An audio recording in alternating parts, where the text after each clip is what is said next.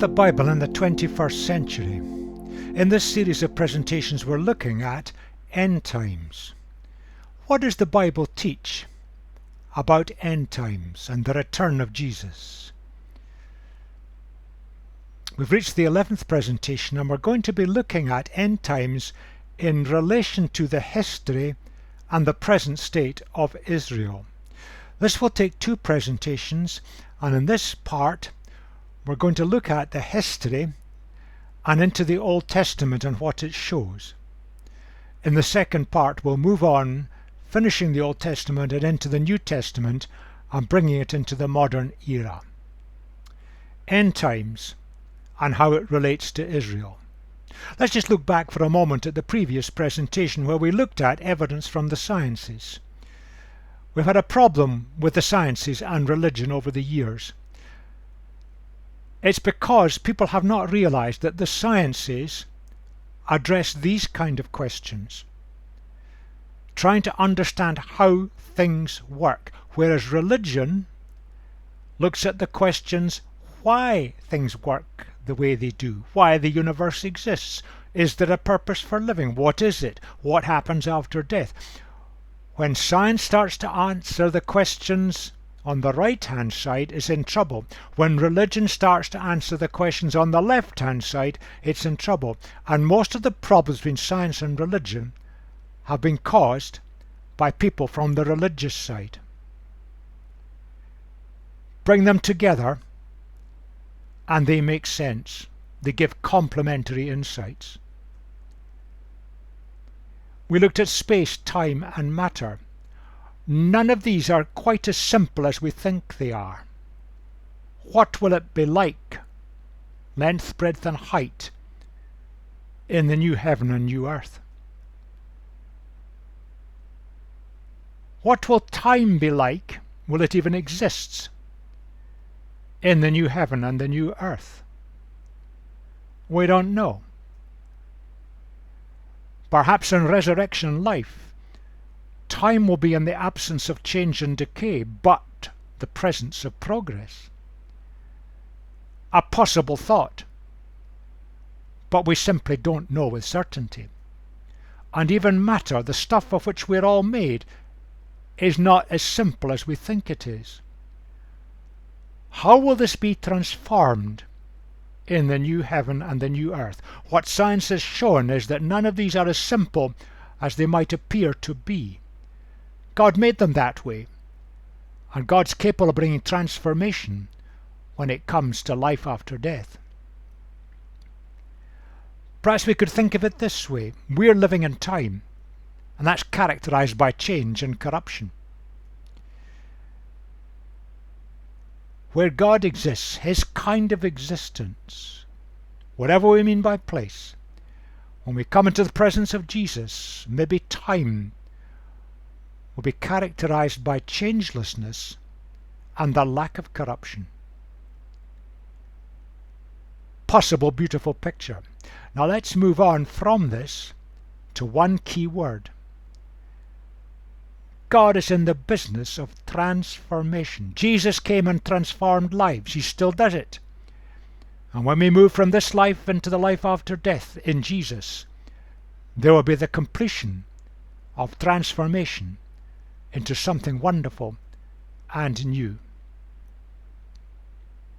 Now back to history in Israel. But we start with a spiritual health warning. An awful lot of beliefs fly around. There are many books. You've heard many things said by various people. Watch. Weigh the evidence. I'm going to try my best to present the evidence in a balanced, objective way. Weigh it, think it through for yourself, and step back from things that you may have read or heard from elsewhere. Look at the evidence. Let's start by saying, how do we get to where we are today with the land of Israel in that tiny space in the world? What's the history of this? It all goes back 4 millennia. Abram is told by God to move south. He does so. But in the land he never appropriates any of the territory. He buys one small field, but simply to bury his wife. Nothing else. A century later, his grandson, with a family now of 70, moves to Egypt. And then 4 centuries later, Moses leads the slave descendants back to the land of Canaan, which God had promised Abraham for his descendants. Joshua led them into the land, captured the key fortresses, and the people settled there. Population density was low. Most of the Canaanite population were absorbed. Indeed, some of them are still living, their descendants, in the days of Jesus. In a short period of time, Israel became a kind of local superpower. But it didn't last long. Corruption crept in. And the Babylonian Empire just overran the land. Many were deported, and the land of Israel was gone. Some decades later, some of the descendants start to return, start to rebuild, and 70 years later, their temple was rebuilt. Moving into the era of Jesus. Jesus was born into that people group. Not long afterwards, the Jewish people revolt against the Romans, a very foolish move. In AD 70, the Romans sacked the land, brutalizing the population. One of the most violent wars they ever had. Many Jews were killed, some scattered, very few survived in the land. They'd lost the land. Moving into the more modern era, the Byzantium Empire, which was formally Christian, but standards were not always great. It was part of that.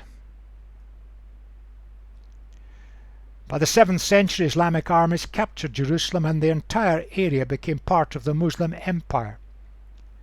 People started to convert to Islam, not because of persuasion, but simply because it led to social advancement. Under Islam, if you're not a Muslim, you're a second-class citizen, and life can be pretty restricted. In a dreadful episode, the Crusaders took Jerusalem in 1099. When the Muslims took over, they treated people reasonably. When the Crusaders took over, they massacred the entire Muslim and Jewish population of Jerusalem. We should be ashamed of that. But the Muslims eventually regained strength, drove the Christians out, and the land came under Muslim power again. Egypt took over the rule, but used it as a kind of buffer state. Then the Ottoman Empire took it over. There are a few developments. Then there was the disaster of the Balfour Act of 1917, with its inbuilt contradiction. It paved the way for a Jewish state, but it contradicted itself by saying the Palestinians must not be damaged in any way. You can't do both. It's an impossibility. 1922, after the First World War, Britain was given the mandate over the land. Britain didn't keep its promises, and a lot of things went wrong. 1939, a two-state solution was proposed, but nobody agreed on it. Britain eventually opted out, and the United Nations took over. It approved a plan to partition the land, but it wasn't agreed. So the Jews just took it over, and they took over 77% of the land area. We'll see the significance of that in a moment. They occupied more in the 6-Day War, and they started extensive building programs. To get peace with Egypt, they gave Egypt back the Sinai Peninsula with its oil reserves. The State of Palestine was announced, but it had no real autonomy. It wasn't a real nation. And Jewish settlements and buildings just continued on, and Palestinians were just being driven out of areas, and Jews settled there. All kinds of peace conferences took place, but they all foundered. And they foundered because the Israelis just kept taking land from the Palestinians, and eventually the Palestinians were infiltrated by terrorists, and then it was an endless cycle of violence. The Camp David Conference nearly got agreement, but it foundered on the issue of who controlled Jerusalem. Not a very good story, because two people groups claim the land. What's the evidence that either of these groups has entitlement to the land? There is the land. If we look back over history, Canaanite population, they came originally from the area which is now roughly Iraq, migrating south. And they had the land, scattered populations, socially, morally, ethically and religiously pretty awful. Jewish-Israeli cultural dominance, fair span of time. Christian dominance, shorter. Islamic dominance, almost the same as the Jewish-Israeli. Who owns the land?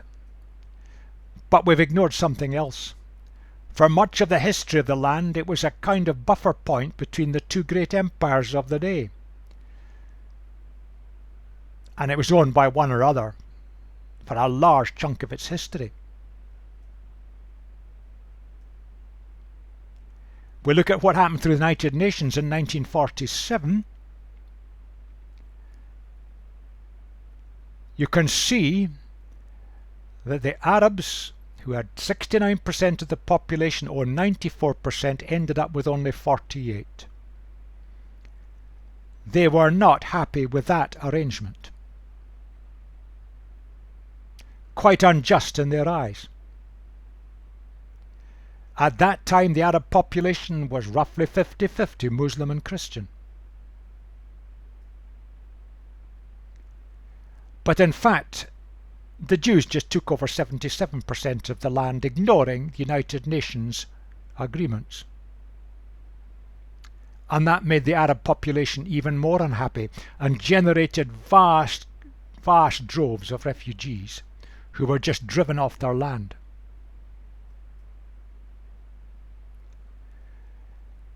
We tend to think of Palestinians as Muslims. It wasn't always that way.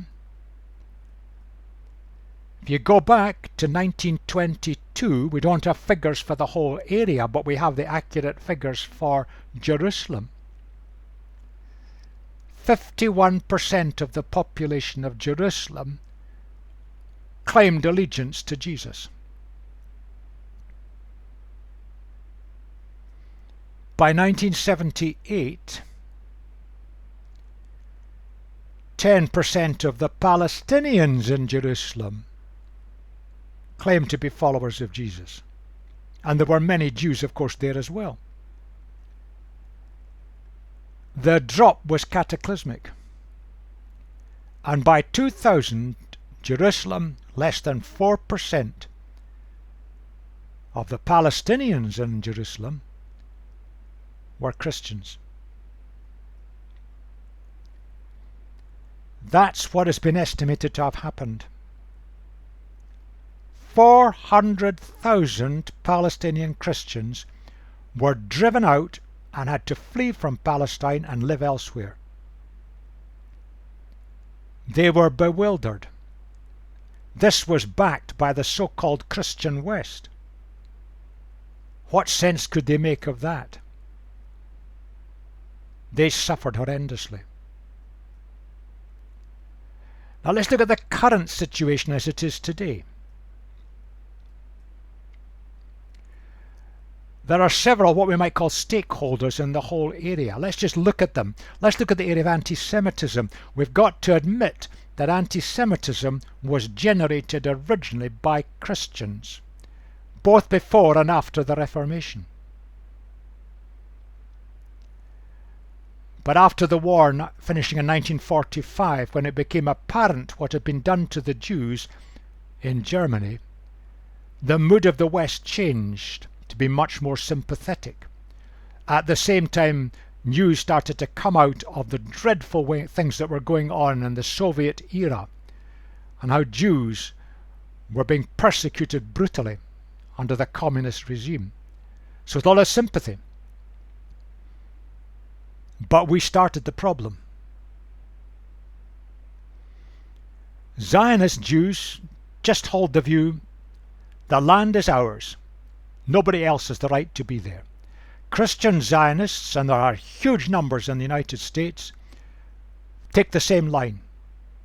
The land belongs to Israelis by right, and the Jewish return is predetermined part of God's plan, a novel way of looking at prophecy.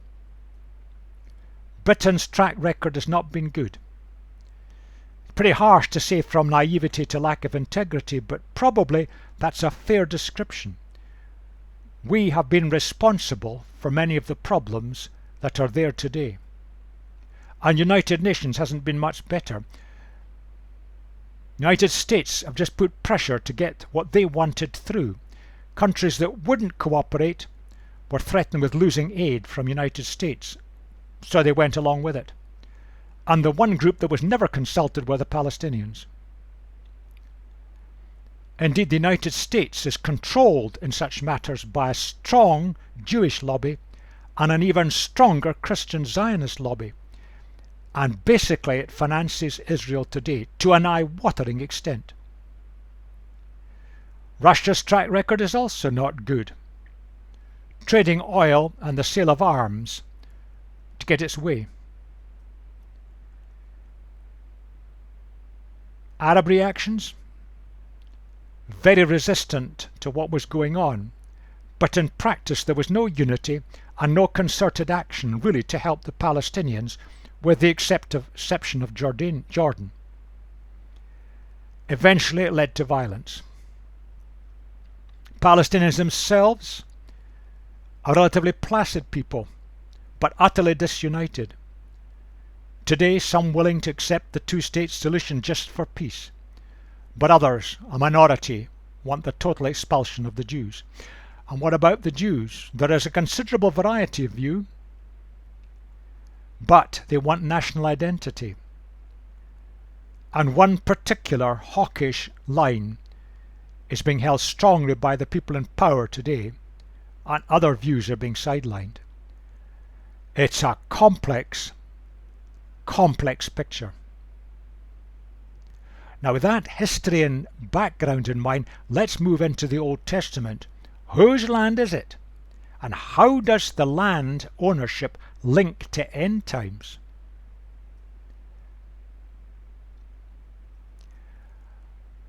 The Bible is a most remarkable and wonderful book.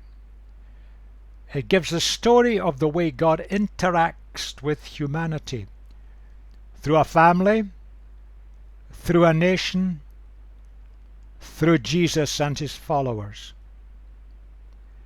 The focal point of the biblical text is Jesus himself. God interacts with humanity in the life, death and resurrection of Jesus. That's the central story of the biblical text. But what does the Bible actually say about this issue? We've got to look at the Bible and see, when was it spoken? Where was it spoken? To whom was it spoken?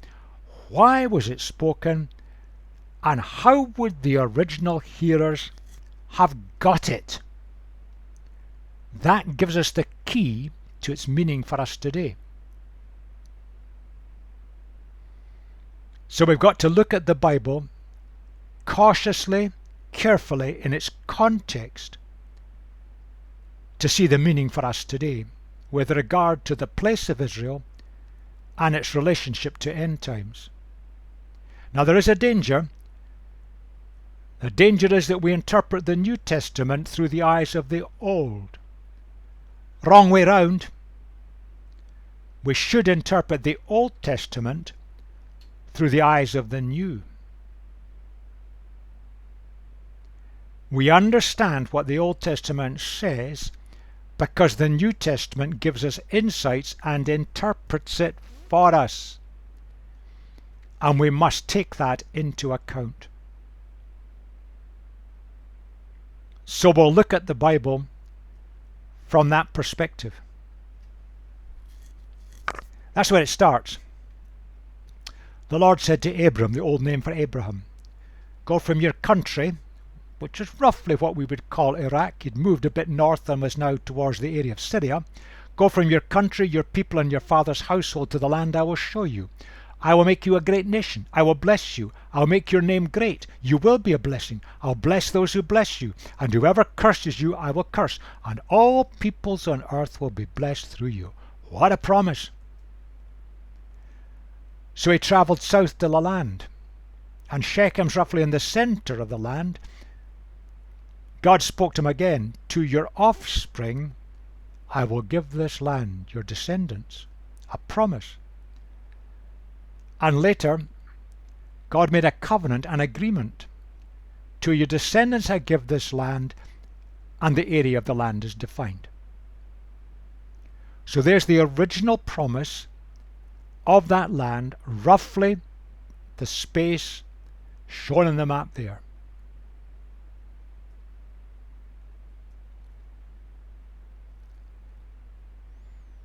Later the Lord appeared to him and said, I am God Almighty. Walk before me faithfully and be blameless. Now, blameless doesn't mean without sin. It means that you've got your mind set on living my way. Then I will make my covenant between me and you, and I will greatly increase your numbers. The whole land of Canaan, where you now reside as a foreigner, I will give as an everlasting possession to you and your descendants after you, and I will be their God. As for you, you must keep my covenant, you and your descendants after you, for the generations to come. Two words are combined there which give the picture of God, the divine nature, God in complete control. But Abram had to respond to God. Walk before me faithfully and be blameless. Respond to me and seek to live my way. Our relationship, God initiates it, we must respond, otherwise it has no meaning. Growth, that's some promise.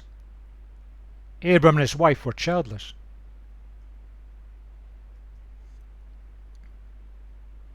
There's the security that was promised to Abram, who'd left his own land under God's instructions and was now a wandering nomad. And he's promised protection and security, but there are conditions. We can't earn God's blessings, we're not good enough. But if we disobey and just go our own way and thumb our noses at God and decide we can run our lives best without him, well, blessings can be lost. Abram has been warned. The blessings of the security and the land and everything else could be lost because of disobedience. That's a fundamental principle. And if you look at the whole text and you look at the whole story of Abram, the land was given with conditions attached. I've just picked out the key points. Responding to God, which is what faithful means. Blameless means living the way of God, committed to that. Keeping my covenant, the agreement I've made. You've got to respond to me, otherwise you'll lose out. Now that's a fundamental biblical principle. God gives wonderful promises, but you've got to look at what are the conditions that are attached. The promises have no meaning if we don't respond. The promises have no meaning if we decide to go our own way and think we know better. So, we could summarize it this way. God's package deal, if you like, for Abraham: an everlasting possession of the land, the formation of a great nation, an everlasting covenant and agreement, but there was a purpose to it, to bring blessing to others. That's the package deal Abraham was offered, but he had to respond, and he had to listen to God and follow his ways. A secure base for life. Becoming a great nation means growth in impact.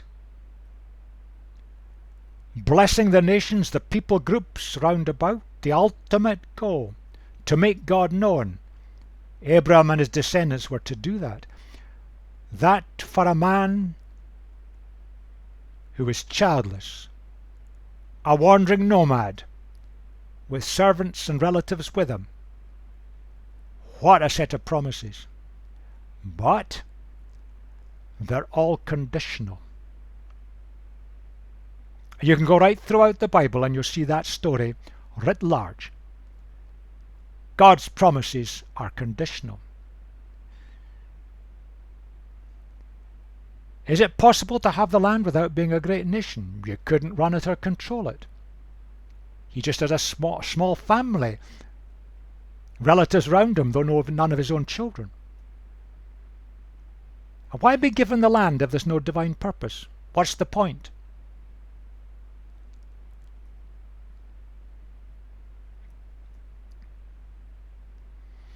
There's the picture of the Middle East.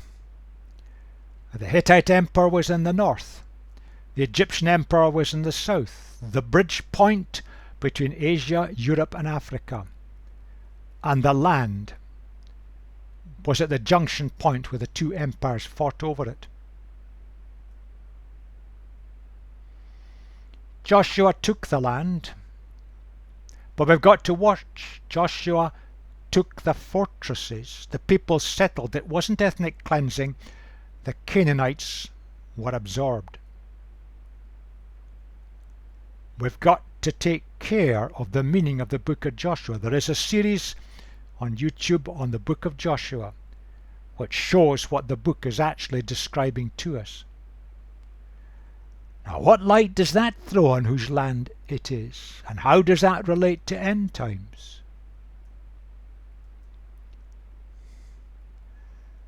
Basically, the land is God's. God gave it. It doesn't owned by anybody. Moses told the people as they were about to go into the land, it's not because of your righteousness or your integrity you're going to take possession of the land, but on account of the wickedness of these nations. Well, the Canaanites were particularly evil at that time. The land was given on loan. For the upright will live in the land, and the blameless will remain in it. But the wicked will be cut off from the land, and the unfaithful will be torn from it. It's given for a purpose. The promise to Abram, the purpose is God wanted to bless all peoples on earth. And he wanted to work through Abram's descendants so that God was made known to these people groups. You see the same thing. I've raised you up for this purpose, that I might show you my power, and that my name might be proclaimed in all the earth. Other people might see it. In Isaiah he saw, I'll also make you a light. That's the people. A light for the Gentiles, for the non-Jews, that my salvation, my rescue may reach to the ends of the earth. That was the purpose of the existence of the nation. And the land could be lost. If you turn away from me, if you go off and do other things, I will cut off Israel from the land I have given them. Israel then will become a byword, an object of ridicule among all peoples. There's the warning. You get the land for a purpose, but it's conditional. Important principles. All the land belongs to God. He gave it as a capital resource, a secure base, peace, prosperity. It's a God-given gift. Interestingly, it was allocated to families, not individuals. They didn't want wealth. God didn't want wealth to accumulate in the hands of minorities. So there was the Jubilee plans of Leviticus. Brilliant concept. But the land was given conditionally. The people had to remain faithful, to follow, to live for God, to live quality lives, to make God known to the people groups round about. And when they didn't, they denied implicitly God's ownership of the land. And they forfeited the land as a result. Simple principle, and it's clear in the entire Old Testament text. Here are some examples. If you defile the land, it will vomit you out. That's pretty brutal. If in spite of this you still do not listen to me, but continue to be hostile towards me, then in my anger be hostile towards you. I will scatter you among the nations. Your land will be laid waste, your cities will lie in ruins. There's the warning. And you who are as numerous as the stars in the sky, and they did become a big nation, will be left few in number, because you didn't obey me. In other words, they didn't listen to God. Scattered among the nations. There's the warning. Just a few examples, written quite clearly for us. Solomon, when he opened the temple, part of his prayer was this: Praise be to the Lord who has given rest to his people Israel, just as he promised. Not one word has failed of all the good promises he gave through his servant Moses. And may these words of mine which I have prayed before the Lord be near to the Lord our God day and night, that he may uphold the cause of his servant and the cause of his people Israel, according to each day's need, so that all the peoples of the earth may know that the Lord is God, and that there is no other. God had kept his promise. He kept his side of the bargain. Here was the great day.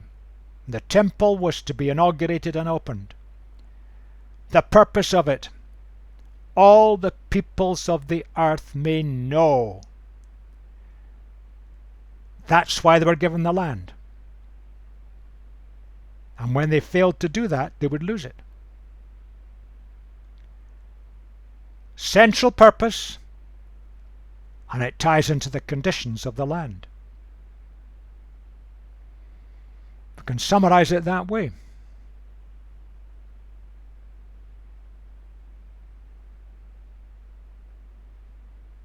God has his purposes and he loves all mankind, not one special group.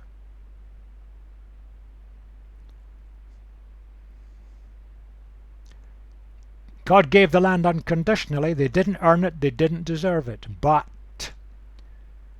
continued possession of the land is conditional. They were expected to be faithful, reflecting God's nature, therefore making an impact on the people groups round about. That's God's purpose and plan. And they failed again and again, and finally they were wiped out by the Roman armies in AD 70. But they succeeded because from that nation Jesus came into the world to make God known to all the people groups. God's purposes were fulfilled. It was success.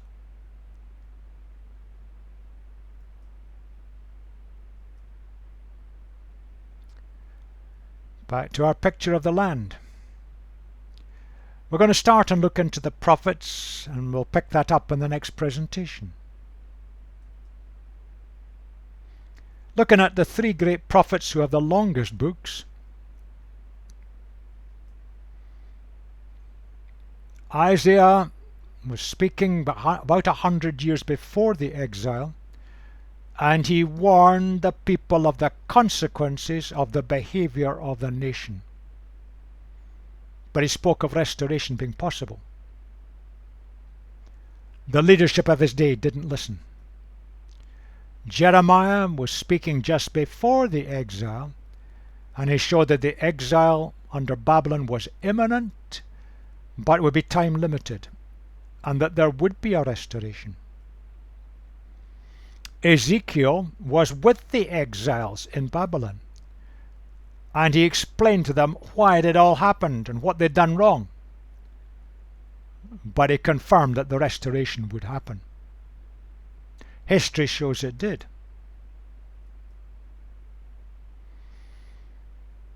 The danger is we take texts and rip them out of context.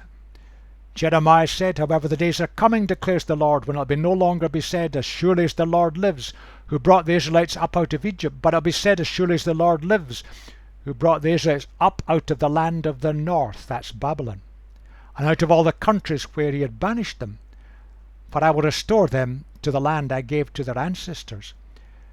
And people have ripped that out of context and suggested that is a prediction that the Jews will get the land back today.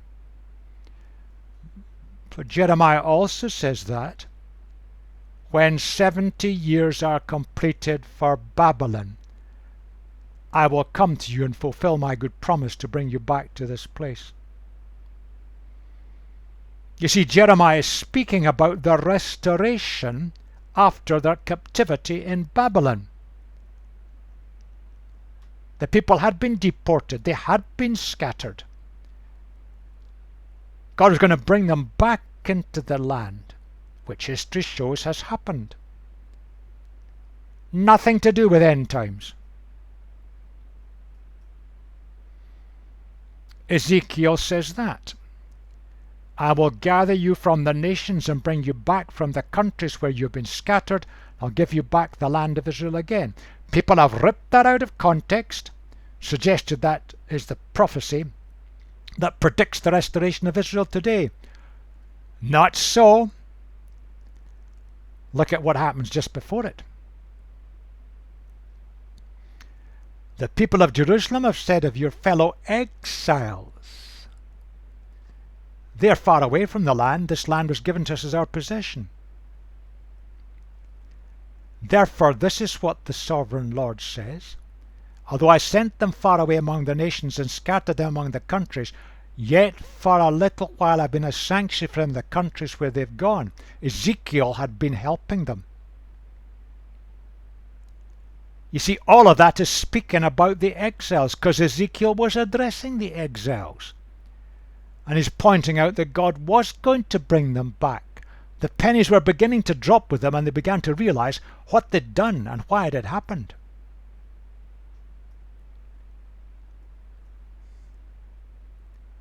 We've got to remember what prophecy is. Wonderful things. The prophet spoke the mind of God, but it relates to a specific situation in a specific context. Basically, prophecies show the inevitable consequences for what people are doing now. If you continue on this way, this is what God is going to do. This is what will happen. It illustrates deep spiritual principles. This is the way God works. So we've got to ask, when was it spoken? Where was it spoken? To whom? Why? And how would they have got it? Because when you get that lot, you get the meaning. We've misunderstood prophecy. Prophecy is not celestial timekeeping. Prophecy is speaking the mind of God into a situation. Let me illustrate this. You're familiar with that passage from Isaiah 61. It speaks about rebuilding the ancient ruins, restoring the places long devastated, renewing the ruined cities. Strangers will shepherd your flocks. Foreigners will work your fields and vineyards. You'll be called priests of the Lord. You will feed on the wealth of nations. In their riches you will boast. Instead of your shame, you will receive a double portion. Instead of disgrace, you will rejoice in your inheritance. And so you will inherit a double portion in your land, and everlasting joy will be yours. People have ripped that out of context and suggested that's speaking about Israel being restored to the land today. But that's verses 3 to 7 of the chapter. Have you looked at the first 3 verses at the beginning? Jesus read the first 3 verses when he was in the synagogue in Nazareth. He gave back the scroll, and then he said to the people there that the prophecy of Isaiah had been fulfilled in him right there and then. This is all a picture of what was going to happen with the coming of Jesus, and it's in a context. Nothing to do with end times. Nothing to do with any restoration of Israel to the land today. We've got to see things in their context and not rip things out of context. There's the land again. It's a very small land in a very strategic position. Much of the land round about is pretty arid. It was loaned to the people of Israel by God for a purpose on conditions. It was given us a secure base, and the purpose was that the people of God could develop quality living following God's instructions, which the Bible gives us. And as a result, they would make God known to the surrounding people groups. Quality living always makes an impact.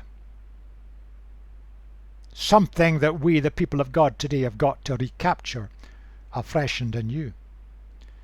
Because the reverse is also true. Failing to live in a quality way undermines and destroys God's reputation in the eyes of those around. And possessing the land was conditional. There was a purpose. There were conditions attached. That's why they were given the land. And we've got to look at Israel and the land always with that in mind. Now we'll break at this point. In the next presentation we're going to move on, continuing the prophetic story and then into the New Testament before we draw conclusions, to look at how history and Israel relate to end times. It is a story of confusion. Hopefully this will help us clear the confusion in our minds.